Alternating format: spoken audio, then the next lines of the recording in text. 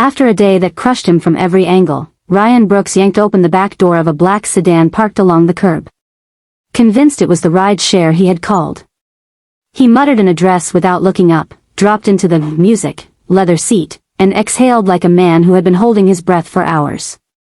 He never noticed the woman sitting up front, her head turning slightly. Her eyes were sharp, calm, full of authority. By the time the car pulled into traffic, Ryan noticed the interior. Too clean. Too quiet, too expensive. But it was already too late. Ryan Brooks had not planned to end his day inside a stranger's car. Then again, he had not planned for most of what happened that day.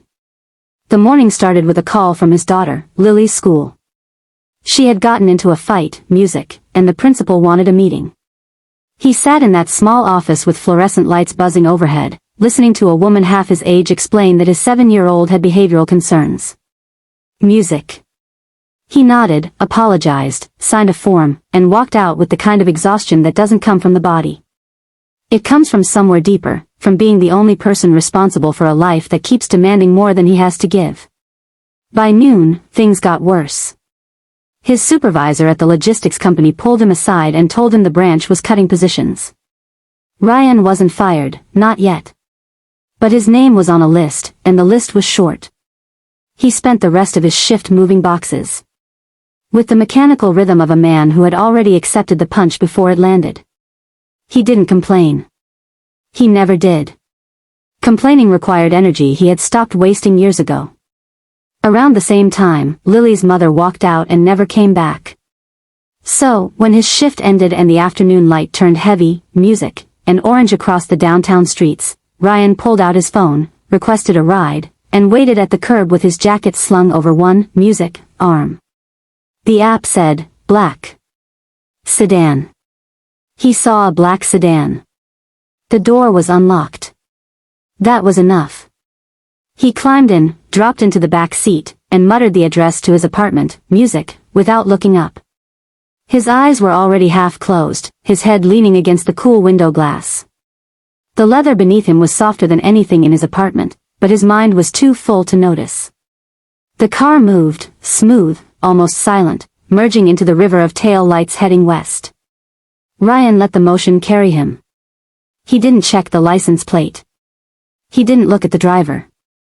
He didn't notice the partition glass between the front and back seats, polished to a shine that most rid-share cars would never know. For about 40 seconds, Ryan Brooks existed in a kind of mercy. The brief hollow peace that follows a terrible day when the body finally gives up resisting. Then something shifted. It wasn't a sound. It was the absence of sound. No radio, no GPS voice reciting directions, no air freshener swinging from the mirror. The air inside the car smelled faintly of leather and something expensive.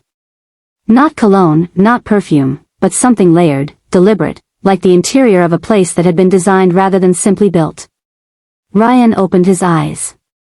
He looked at the back of the driver's head. A broad-shouldered man in a fitted black suit, not a hoodie, not a baseball cap. And the seats weren't just leather. They were stitched with a pattern he had only ever seen in magazine ads for cars that cost more, music, than his annual salary. His hand moved instinctively toward the door handle, not to open it, just to feel it. It was cold, heavy, precision machined. Ryan's music throat tightened. He wasn't in a ride share. He knew it the way you know you've missed the last music step on a staircase. Not because you see it, but because your stomach tells you before your brain does. That was the moment he looked up at the rear-view mirror. And that was the moment a pair of dark brown eyes looked back at him. Not the driver's. The driver's eyes were fixed forward, disciplined, professional. These eyes belonged to someone sitting in the front passenger seat, a woman. She had turned her head just slightly, just enough to catch his reflection in the glass. Her gaze was steady, not angry, not afraid, not even surprised. She looked at Ryan the way someone looks at an unexpected line in a contract with calm surgical attention. Ryan straightened in his seat. His mouth opened, but no words came. The woman turned her body just a fraction more. And now he could see her profile. Sharp jawline, dark hair pulled back tight, a silk blouse the color of midnight. Everything about her was precise, controlled, expensive. She was the kind of person who made rooms go quiet just by entering them. And right now she was making the back seat of this car feel like a courtroom. "You got in the wrong car," she said. Her voice was low, direct, with no inflection that suggested she was asking a question. It was a fact delivered with the same ease.